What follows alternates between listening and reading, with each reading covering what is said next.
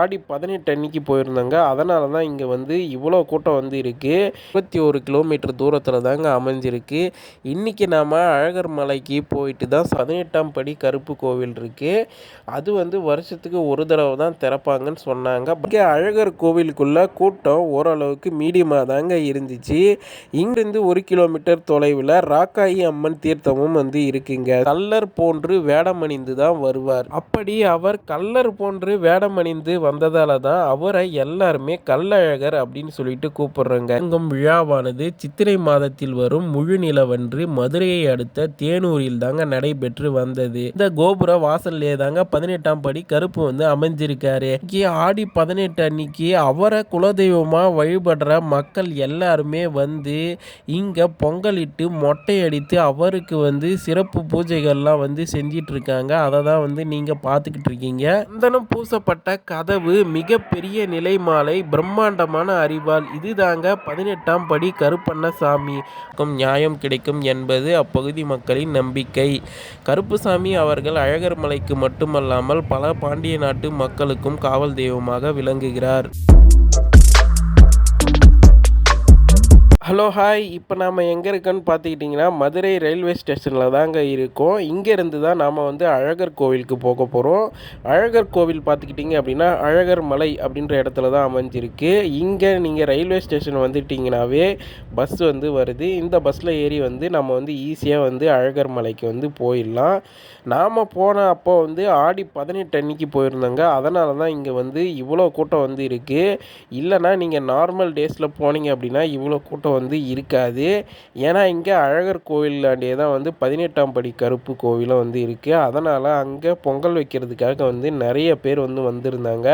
அதனால் இன்றைக்கி வந்து செம்ம கூட்டமாக இருக்குங்க. வீடியோ பார்த்துக்கிட்டு இருக்க முக்கால்வாசி பேருக்கு கண்டிப்பாக தெரிஞ்சிருக்கும். அழகர் கோவில் வந்து மதுரை மாவட்டத்தில் தாங்க அமைஞ்சிருக்கு. மதுரையிலிருந்து கிட்டத்தட்ட 21 கிலோமீட்டர் தூரத்தில் தாங்க அமைஞ்சிருக்கு.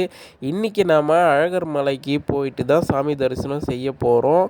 அதுக்கு முன்னாடி நம்ம சேனலை இன்னும் நீங்கள் சப்ஸ்கிரைப் பண்ணாமல் பார்த்துக்கிட்டு இருந்தீங்க அப்படின்னா சப்ஸ்கிரைப் பண்ணி கொஞ்சம் சப்போர்ட் பண்ணுங்கள். இப்போ நீங்கள் பார்த்துக்கிட்டு இருக்கிறது தான் அழகர் கோவிலோட வந்து நுழைவாயில். பக்கத்துலேயே வந்து காலணிகள்லாம் வெட்டுறதுக்கும் இடம் வச்சுருக்காங்க. அந்த மெயின் கோபுரம் வழியாக வந்து 18ஆம் படி கருப்பு கோவில் இருக்குது. அது வந்து வருஷத்துக்கு ஒரு தடவை தான் திறப்பாங்கன்னு சொன்னாங்க. பட் எனக்கு கன்ஃபார்மாக தெரியல எப்போ திறப்பாங்கன்னு. வீடியோ பார்த்துட்ருங்க, யாருக்காச்சும் தெரிஞ்சால் கமெண்ட் பண்ணுங்கள். வைணவர்களால் திருமாலிருஞ்சோலை அப்படின்னு அழைக்கப்படும் கோவிலும் இந்த அழகர் கோவில் தாங்க. அது மட்டும் இல்லாமல் ஆழ்வார்களால் மங்களாசாசனம் பாடப்பெற்ற 108 திவ்ய தேசங்கள்லையும் முக்கியமான கோவில் இந்த அழகர் கோவில்னு சொல்கிறாங்க. நாம் பார்த்துட்டு இருக்க அழகர் மலைக்கு திருமாலிருஞ்சோலை, சோலைமலை, மாவீறு குன்றம் அப்படின்னு பல பெயர்களால் வந்து அழைக்கிறாங்க. இங்கே இருக்கிற மூலவர் வந்து ஸ்ரீ பரமசுவாமின்னு அழைக்கப்படுறாரு. அது மட்டும் இல்லாமல் உற்சவமூர்த்தியை அழகர் அல்லது சுந்தரராஜ பெருமாள்னு அழைக்கிறாங்க. பாண்டிய மன்னர்கள், விஜயநகர மன்னர்கள், மதுரை நாயக்க மன்னர்கள் ஆகியோரின் திருப்பணியை கொண்டுதான் இந்த கோயில் அமைக்கப்பட்டுள்ளது. இத்திருக்கோயில் வந்து தமிழர் கட்டடக்கலை முறையை பின்பற்றி தான் அமைக்கப்பட்டுள்ளது. இங்க 18ஆம் படி கருப்புக்கு பொங்கல் வைக்க வந்ததால தாங்க வெளியில அவ்வளோ கூட்டம் இருந்துச்சு. இங்க அழகர் கோவிலுக்குள்ள கூட்டம் ஓரளவுக்கு மீடியமா தாங்க இருந்துச்சு. இங்க மூலவரை தரிசனம் பண்றதுக்கு 2 கியூவா விடுறாங்க. ஒன்று வந்து பொது தரிசனம், இன்னொன்று வந்து 5 ரூபாய் டிக்கெட் தரிசனங்க.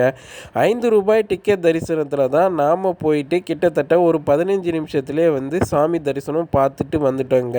உண்மையிலே அழகர் கோவிலில் சாமி தரிசனம் செஞ்சது ரொம்பவே சிறப்பாக இருந்துச்சுங்க. நீங்களும் மதுரை வந்தால் கண்டிப்பாக அழகர் கோவிலை மிஸ் பண்ணாதீங்க. ஏன்னா இங்கேருந்து 2 கிலோமீட்டர் தொலைவில் தாங்க பழமுதிர் சோலை முருகன் கோவில் வந்து அமைஞ்சிருக்கு. அதுவும் அறுபடை வீடுகளில் ஒன்றான முருகர் கோவில் தாங்க. அங்கிருந்து 1 கிலோமீட்டர் தொலைவில் ராக்காயி அம்மன் தீர்த்தமும் வந்து இருக்குங்க. ஸோ நீங்கள் கண்டிப்பாக மதுரை வந்தால் இங்கே மிஸ் பண்ணாமல் ஒரு டைம் வந்துட்டு போங்க. ஆன காலத்து அடிப்படையில் வந்து அழகர் தான் வந்து மீனாட்சி அம்மனோட உடன் பிறந்த சகோதரர் ஆவாருங்க. அவர் மீனாட்சி அம்மனோட திருக்கல்யாணத்தை பார்ப்பதற்காக இங்கே அழகர் மலையில் இருந்து தான் கிளம்பி மதுரை நோக்கி வந்து புறப்படுவார். அப்படி புறப்படும் போது அவர் கள்ளர் போன்று வேடமணிந்து தான் வருவார். அப்படி அவர் கள்ளர் போன்று வேடமணிந்து வந்ததால தான் அவரை எல்லாருமே கள்ள கள்ளழகர் அப்படின்னு சொல்லிட்டு கூப்பிடுறோங்க. இங்கேருந்து புறப்பட்ட கள்ளழகர் வந்து வைகை ஆற்றுக்கு போயிட்டு அங்கேருந்து வண்டியூரை நோக்கி புறப்படுறாருங்க. நாம் கோவிலுக்கு போயிருந்த டைமில் இங்கே இருக்கிற பக்தர் ஒருவர் நேர்த்திக்கடனா கன்றை வந்து கோசலையில் விட போயிருந்தாருங்க. அந்த காட்சியை தான் நாம் படமாக்கி இருந்தோம்.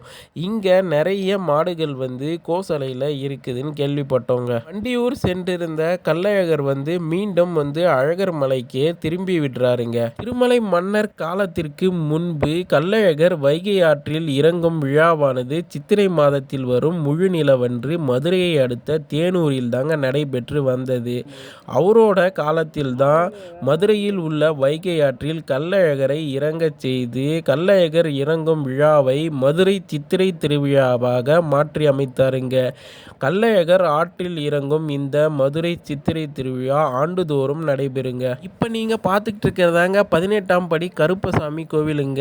ஆமாங்க, 18ஆம் படி கருப்பசாமி கோவிலை வந்து இங்கே அழகர் மலையிலே தாங்க அமைஞ்சிருக்கு. அதுவும் அழகர் கோவிலுக்கு உள்ளே போகிறதுக்கு இருக்கிற இந்த கோபுர வாசல்லே தாங்க 18ஆம் படி கருப்பு வந்து அமைஞ்சிருக்காரு. அப்படி 18ஆம் படி கருப்புக்கும் நம்ம கள்ளழகருக்கும் என்ன சம்பந்தம் தாங்க இந்த வீடியோவில் தொடர்ந்து பார்க்க போகிறோம். ஆமாம், முன்பே சொல்லியிருந்த மாதிரி இங்கே இருக்கிற அழகர் கோவிலில் இருந்து தான் கள்ளழகர் வந்து மதுரையில் நடக்கிற சித்திரை திருவிழாவுக்கு வந்து கிளம்பி போவாருங்க. அப்படி அவர் போகும்போது தான் அணிந்திருக்கிற நகைகளை எல்லாம் கழட்டி இங்கே இருக்கிற கருப்பண்ண சாமி கிட்ட தான் கணக்கு காட்டிட்டு போகாராம். அது மட்டும் இல்லாமல் மதுரைக்கு போய் அங்கே இருக்கிற சித்திரை திருவிழாவில் கலந்துக்கிட்டு மதுரை ஆற்றில் இறங்கி அங்கே இருக்கிற பக்தர்களுக்கெல்லாம் தரிசனம் கொடுத்துட்டு மீண்டும் அவர் அழகர் மலையில் இருக்கிற இந்த அழகர் கோவிலுக்கு வரும்போதும் அவர் கணக்கு காட்டிட்டு தான் உள்ளே போவாராங்க.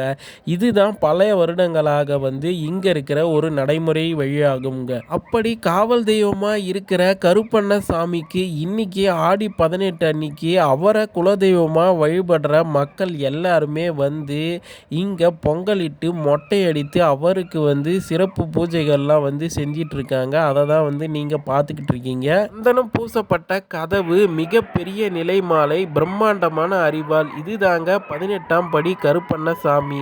அவர் எப்படி இந்த அழகர் மலைக்கு வந்தார் அப்படின்றதே ஒரு சுவாரஸ்யமான கதை தாங்க. அதாவது முன்னொரு காலத்தில் கேரளாவை ஆட்சி செஞ்ச மன்னர் ஒருவர் இங்கே அழகர் மலைக்கு வந்து கள்ளழகரை தரிசனம் செய்கிறாரு.